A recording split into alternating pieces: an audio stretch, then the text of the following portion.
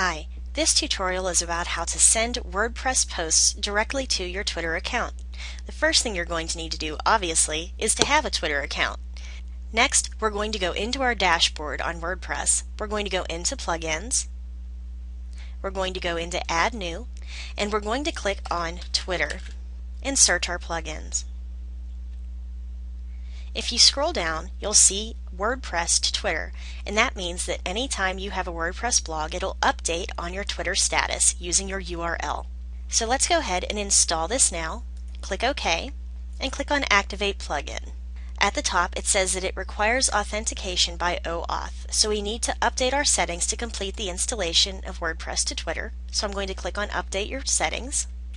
We're going to register this site as an application on Twitter's application registration page by clicking on the link, and we're going to log in with our Twitter account.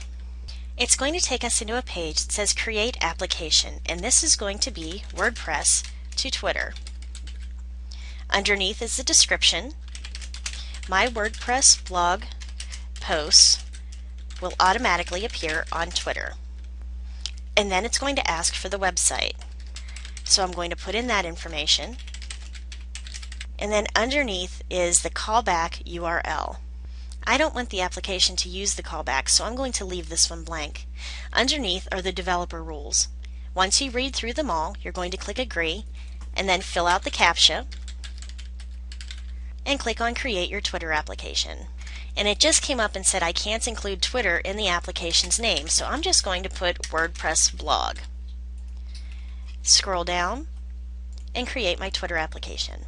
If that name is also taken, I'm going to go ahead and put in the name of my site. Scroll down again, click Create Twitter Application, and now my WordPress blog post will automatically appear on Twitter. I can also go in and use my settings. I can change my authorization tool, and here's my consumer key, my consumer secret, and my access token. So under my settings, I'm going to go in and click Read Only, put in my callback URL if I want, put in my organization's name, put in my organization's website, and click on Update this Twitter application settings. Next, I'm going to go into the OAuth tool. I'm going to copy my consumer key and paste it into my Twitter consumer key box in my WordPress. And then I'm going to copy my consumer secret and paste that into my WordPress as well. Next, it's going to ask me to copy and paste my access token and access token secret into these fields. So I'm going to click. I'm going to go to my application's details page to get that. I'm going to scroll to the bottom where it says your access token and click on Create My Access Token. I'm going to go back into my OAuth tool, scroll down, and copy my access token tool, paste it in, and then do my access token secret and paste that in, and click on Connect to Twitter. And it says I'm now connected to Twitter. You can come in here and you can disconnect your accounts as well. Now down below it has our basic settings. Update when a post is published, update when a post is edited, update when a page is published, update when a page is edited, and then the settings for comments, settings for links, and it allows us to choose our short URL if you want to. And then click Save to save all of your changes.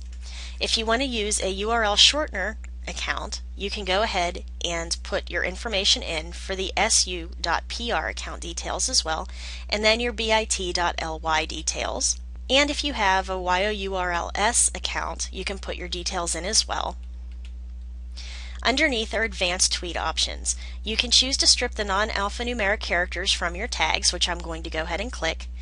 You can put a maximum number of tags, a maximum length of characters for the included tags, the length of the post excerpts, the WordPress to Twitter date formatting, the custom text before tweets, custom field or alternative URLs, your preferred status update truncation sequence, if you have any special cases when you want WordPress to send out a tweet on its own, your Google Analytics settings, which you can actually track Twitter through your Google Analytics, if you want individual authors on the page to have their own individual Twitter accounts, and you can disable your error messages. Again, hit save.